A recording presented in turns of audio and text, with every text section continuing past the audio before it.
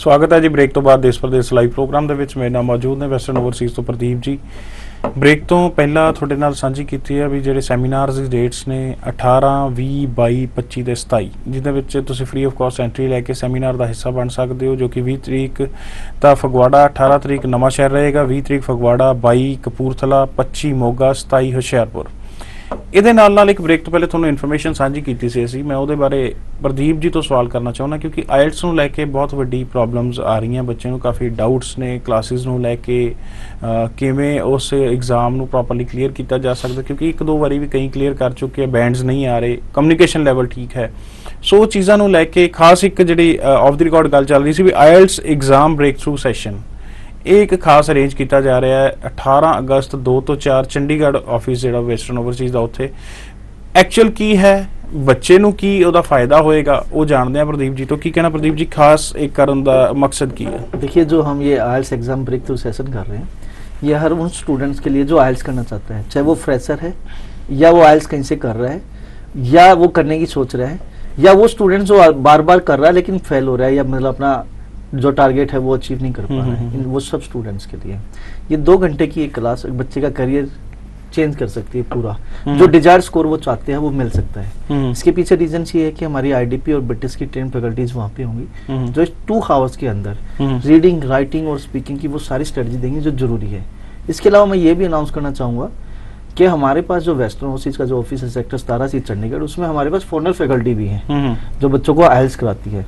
तो ये 2 आवर्स का सेशन में वो टिप्स एंड स्ट्रेटजी जो जरूरी है, अगर ये 2 घंटे बच्चे जो प्रैक्टिस हम कराएंगे वो अगर कंटिन्यूसली करते हैं तो बच्चे का 9 बैंड परफेक्ट स्कोर भी आ सकता है। फॉरेन फैकल्टी तो की भाव है, की फायदा बच्चे को उस चीज का? देखिए, फॉरेन फैकल्टी का ये फायदा है, फॉरेनर फैकल्टी का एक तो उसकी एक्सेंट, जब आप बच्चा लिसनिंग सुनता है तो उसमें अमेरिकन या ब्रिटिश एक्सेंट होती है, और वो डेली, वो तो चलो लिसनिंग में सुन रहा है, वो फेस टू फेस अगर उस फैकल्टीज को फेस करता है तो कहीं ना कहीं फायदा होता है वही स्पीकिंग में। इसके अलावा जब इंग्लिश में मतलब क्लास में इंग्लिश ज़्यादा यूज होगी, कई बार क्या होता है इंडियन फैकल्टीज वो कई बार हिंदी में बात कर लेती हैं, जब एक फैकल्टी ट्राई टू वो हमेशा इंग्लिश में बात करेगी तो बच्चे भी हैबिचुअल उस चीज के हो जाते हैं कि भाई हाँ चलो यार इस मैडम से तो इंग्लिश में बात करनी है, हेजिटेशन भी दूर, वो हेजिटेशन रिमूव होगा। तो काफी फायदे हैं इस चीज के। सो आइल्स बारे भी कोई मन दे विच डाउट, कोई कंफ्यूजन है तो इन्हां तक राबता कायम किया जा सकता। मैं गल करूंगा हुण न्यूजीलैंड नूं लैके कंटिन्यू, क्योंकि कोर्सेज नूं लैके लैवल्स नूं लैके काफी कंफ्यूज ने बच्चे, लैवल्स किवें सिलेक्ट कीते जाण, लैवल जदों गाइड करदा कई वारी हुंदा किसी ने ग्रेजुएशन की हुई है या मास्टर कर ली, उस तो बाद भी उन्होंने लैवल 5 6 से भेजने की कोशिश रही है। सो लैवल्स नूं ते स्टडी नूं ओहदे मुताबिक समझने की कोशिश करिए। की कहना प्रदीप जी? देखिए, पहले तो स्टूडेंट्स को थोड़ा सा मैं बताना चाहूँगा ये लेवल्स है क्या। जो बच्चे 12th पास होते हैं हायर एजुकेशन के लिए जाते हैं तो वो लेवल 5 से लेकर लेवल 10 तक की एजुकेशन होती है। जो बच्चे 12th पास हैं वो लेवल 5 6 या लेवल 5 ओनली या लेवल 6 ओनली, मतलब ये लगा लो कि बैचलर्स का फर्स्ट ईयर और सेकंड ईयर, तो ये जो कोर्स होते हैं 1.5 से 2 साल के होते हैं। और अगर कोई बच्चा बैचलर्स करना चाहे वो लेवल 7 होता है। जो बच्चे ग्रेजुएट हैं तो उनको हम ग्रेजुएट डिप्लोमा सजेस्ट करते हैं, वो भी अगेन लेवल 7 है। इसके अलावा आपका पीजी डिप्लोमा लेवल 8 है, मास्टर लेवल 9 है और पीएचडी लेवल 10 है। तो एक बच्चा जो 12th पास है तो मैं उसको सजेस्ट करूंगा चाहे तो डायरेक्ट बैचलर्स करे या वो डिप्लोमा करे लेवल 5 एंड 6, 5 लीडिंग टू 6। हाँ, कई बार ग्रेजुएशन वाले नु भी डिप्लोमा दिता जाता है, ओदे की वजह रहती है? नहीं, मैं कभी सजेस्ट नहीं करूंगा। एक बच्चा जो ग्रेजुएट है वो लेवल 7 करे, चाहे तो वो अगर उसका कई बार क्या होता है कि स्टूडेंट का स्कोर कम आता है तो कुछ सपोज करो कि ग्रेजुएट बच्चा है उसके लिए 6 बैंड नो लेस देन 5.5 चाहिए, तो उसको हम ग्रेजुएट डिप्लोमा सजेस्ट करेंगे। लेकिन कुछ स्टूडेंट्स ऐसे होते हैं जिनके 5.5 बैंड आ जाते हैं, 5.5 बैंड वाला लेवल 7 तो नहीं कर सकता, चाहे तो वो प्लेसमेंट टेस्ट के थ्रू MI लेटर के साथ जाएगा, या फिर वो स्टूडेंट, कुछ कॉलेज के पास ऐसा स्ट्रक्चर होता है diploma level 5 leading to level 7, मतलब लेवल 5 लीडिंग टू लेवल 7, जो लास्ट में उसको मिलेगा वो लेवल 7 मिलेगा। तो 1 2 3 4 कॉलेज ऐसे हैं जो इस टाइप के कोर्सेज देते हैं, लेकिन हम कम सजेस्ट करते हैं इस टाइप के कोर्सेज। बच्चे को यही रिकमेंड करते हैं कि अगर तेरा स्कोर कम है तो तू दोबारा आइल्स कर, try to get 6 band no less than 5.5 और go for the direct course.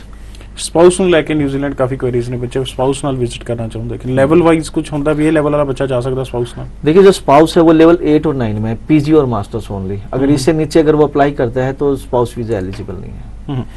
ਜਦੋਂ ਸੈਮੀਨਾਰ ਕਰ ਰਹੇ ਹੋ ਉਹਦੇ ਵਿੱਚ ਵੀ ਕਾਫੀ ਸਪਾਊਸ ਆਉਂਦੇ ਹੋਣੇ ਹੋ ਜਿਨ੍ਹਾਂ ਨੇ जाना है? Sure sir, sure. हर सेमिनार्स में इस टाइप के काफी दुखी इंसान होते हैं कि उन्होंने टाइम से पहले शादी करा ली, अब परेशान है कि उन्होंने हायर एजुकेशन के लिए जाना है, तो है थोड़ा सा। की चांसेस की ने उन्होंने? अगर देखिए प्रोफाइल अच्छी है, प्रोफाइल अच्छी है, आईएलटीएस में स्कोर अच्छा है, फंडिंग अच्छी है, तो कोई प्रॉब्लम। लेवल 8 ਚ ਜੇ ਜਾ लेवल 8 और 9, 8 और 9। ਜਦੋਂ ਆਸਟ੍ਰੇਲੀਆ ਸਪਾਊਸ ਦੀ ਗੱਲ ਕਰਦੇ ਆ, ਕੁਝ ਯੂਨੀਵਰਸਿਟੀਜ਼ ਕਹਿੰਦੇ ਜੀ ਸਾਲ ਪੁਰਾਣੀ ਮੈਰਿਜ ਦਿਓ ਤਾਂ ਆਫਰ ਲੈਟਰ ਇਸ਼ੂ ਕਰਾਂਗੇ, ਕੁਝ ਕਹਿੰਦੇ ਜੀ ਕੋਈ ਗੱਲ ਨਹੀਂ 3-4 ਮਹੀਨੇ ਪੁਰਾਣੇ ਵਿੱਚ ਚੱਲ ਜਾਣਗੇ। स्पाउस ਨੂੰ ਲੈ ਕੇ बेसिकली ਇੰਨੀ ਦਿੱਕਤ क्यों आ रही है, चाहे ऑस्ट्रेलिया या न्यूजीलैंड दोनों की गल करिए? देखिए मैं मार्केट में बैठा हूँ, मुझे पता है किस किस टाइप के स्टूडेंट्स आते हैं। सर जी कोई लड़की अरेंज कर दो, व्यास जिन्हें हाँ, कि मतलब किसी ने किसी के करियर बन के जाना चाहते हैं, तो एम्बेसी भी इस चीज को लेके अवेयर है। हम तो ऐसे बच्चों को दूर से हाथ जोड़ लेते हैं, भैया प्लीज हमसे बात, मैरिज ब्यूरो का काम नहीं ऐसा नहीं हो सकता। तो इन सब चीजों को रोकने के लिए कि भाई फेक काम ना हो, फेक प्रैक्टिस ना हो, क्या होता है कि इसमें इस टाइप के जो बच्चे होते हैं उसमें क्या होता है कि खर्चे कोई और करता है, जा कोई और रहा है, ठीक है, इस टाइप की सिचुएशंस होती है और एम्बेसी समझती है। तो एम्बेसी मोस्टली या यूनिवर्सिटीज और कॉलेजेस ये देखना चाहते हैं कि they are the genuine one और नॉट, कि वो जेन्युइन है या नहीं है।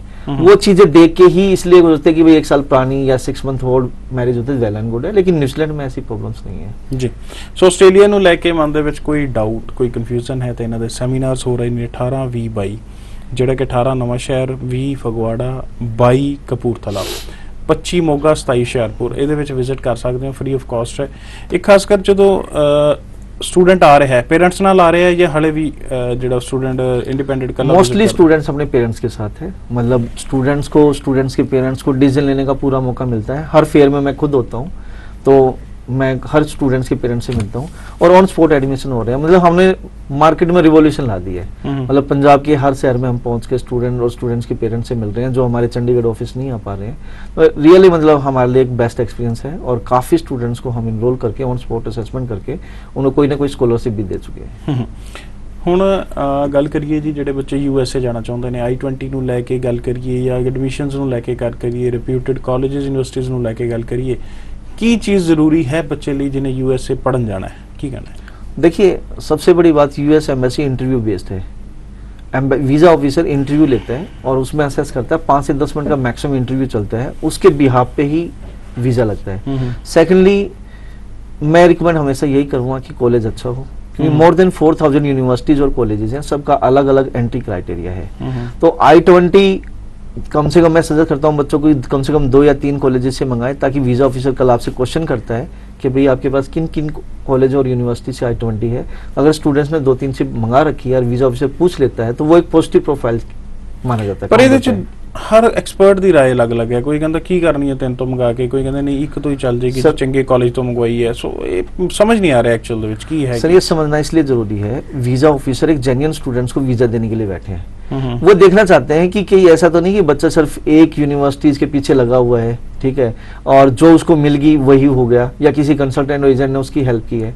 अगर 3-4 में बच्चा अप्लाई करता है तो वीज़ा ऑफिसर ये मानता है, एक्सेप्ट करता है कि स्टूडेंट्स ने कहीं ना कहीं रिसर्च की है, और रिसर्च बेस्ड ही ये वीज़ा एक तरह से, कि अगर बच्चे ने रिसर्च किया है तो वो कहीं ना कहीं वीज़ा ऑफिसर को कन्विंस कर सकता है। अगर 3-4 यूनिवर्सिटीज में अप्लाई करेगा तो इट मीन 3-4 वेबसाइट्स भी चेक करेगा, ऑस्ट्रेलिया के बारे USA के बारे में देखेगा, भी कोर्स के स्ट्रक्चर के बारे में देखेगा, फीस स्ट्रक्चर के बारे में देखेगा। इट मीन्स उसको नॉलेज ज्यादा है और कम, ये एक पॉजिटिव चीज मानी जाती है। वीज़ा ऑफिसर ये देखता है कि 3-4 से अगर अप्लाई किया है और उसमें से अगर बच्चे के पास 1, 2 या 3 के पास I-20 आई है तो कहीं ना कहीं ये पॉजिटिव है और स्टूडेंट एक जेन्युइन स्टूडेंट्स है। इंटरव्यू बेस्ड वीज़ा है, हर वारी गल करी दी है, की सवाल होंदे ने इंटरव्यू दे विच, क्यों अपने खासकर पंजाब वाले स्टूडेंट्स को ज़्यादा वीज़ा नहीं मिलते?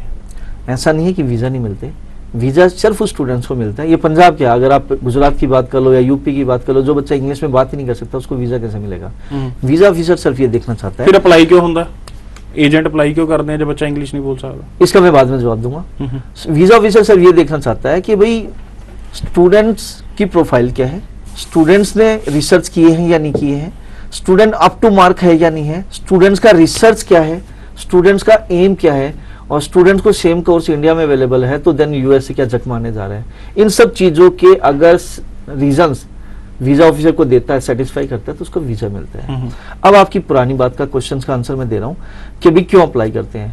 कुछ लोग अगेन बोल रहा हूँ रॉन्ग प्रैक्टिस करते हैं। रॉन्ग प्रैक्टिस का मतलब यार ये वीजा लगे ना लगे 25-30-50 हज़ार रुपये तो देके जाएगा, ठीक है। आजकल बड़ी बड़ी ऐड आ रही हैं, और यूएसए के नाम तो वैसे ही बड़ी बड़ी आजकल एक दो काफी बड़ी बड़ी ऐड आ रही हैं कि भाई इतने पैसे दो वीजा फीस के मतलब वीजा लगने के बाद फीस यूएस पहुंचने के बाद। अरे भैया वीजा की जो वीजा लगने के बाद जो फीस आती है वो वीजा लगने के बाद ही जाती है, बच्चा यहाँ दे या वहां पहुंच के दे, मतलब उससे पहले तो कुछ है ही नहीं। उससे पहले तो 35-40 हज़ार रुपये मैक्सिमम खर्चा है स्टूडेंट्स का। वीजा लगता ही तो ही फीस देनी है, वो चाहे यहाँ दे दे या यूएस पहुंच के दे दे। मतलब वो एडवर्टाइजमेंट ਦੇ ਵਿੱਚ ਵੀ वो एडवर्टाइजमेंट लोगों को बेवकूफ बनाया जा रहा है कि भाई इतने दो और वीजा लो बाद में फीस दो।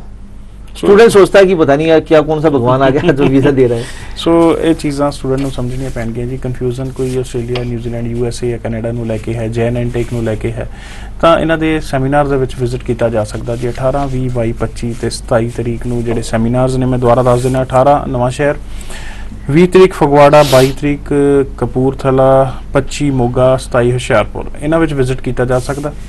ਸੋ ਇਹਨਾਂ 'ਚ ਵਿਜ਼ਿਟ ਕਰਨ ਦੀ ਕੋਈ ਵੀ ਐਂਟਰੀ ਨਹੀਂ ਹੈ, ਫ੍ਰੀ ਆਫ ਕਾਸਟ ਹੈ। ਉਹਦੇ ਵਿੱਚ ਵਿਜ਼ਿਟ ਕਰਕੇ ਆਪਣੇ ਅਕੈਡਮਿਕ ਤੇ ਪੇਰੈਂਟਸ ਨਾਲ ਜਾ ਕੇ ਫ੍ਰੀ ਆਫ ਕਾਸਟ ਅਸੈਸਮੈਂਟ ਜਿਹੜੀ ਤੁਸੀਂ ਉਹ ਕਰਵਾ ਸਕਦੇ ਹੋ।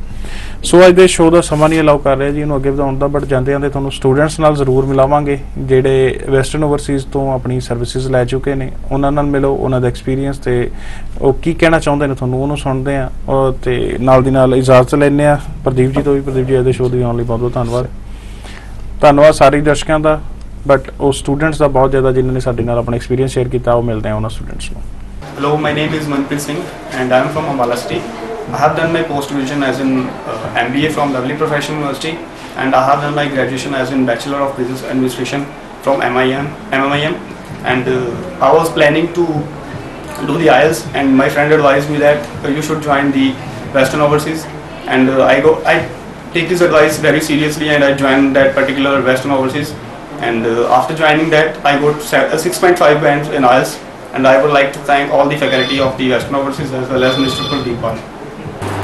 Hello everyone, my name is Prabjot Singh and I have completed my plus 2 from Army Public School Ambala Camp, and now after that I have decided to go abroad, and so for that I have taken the IELTS coaching from Western Overseas, and thanks to all the staff, they are very cooperative and helpful.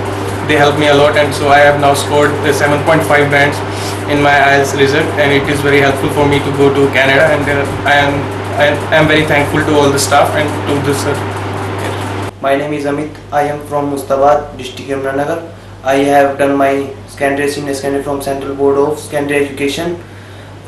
After that, I have given IELTS exam to improve my English, and finally I scored 5.5 band, and then I applied my file from Western Overseas, and finally I got my study visa within 8 days. I am very excited. I thank to all the staff members and Mr. Pradeep because they cooperate me very well, and I am very happy and my family also happy. My name is Jaskaran Singh. I have passed my 12th standard from non-medical stream from Karnal. Karnal is my hometown, and now I am going to New Zealand for studying the course of Bachelor of Business Studies level 7 from Eastern Institute of Technology, Hawke's Bay. I would like to thank Mr. Pradeep Balian, the owner of Western Overseas, for helping me a lot in getting my student visa. He guided me for the correct course, correct college, and even he also explained me the course fee effectively. After getting my offer letter, he guided me for the various purposes to be used in the visa filing. All those persons who are watching this video, I would like to tell them that Western Overseas is a good platform for the students who are willing to study abroad. That's it. My name is Sudeep Singh. I am from Ambala City.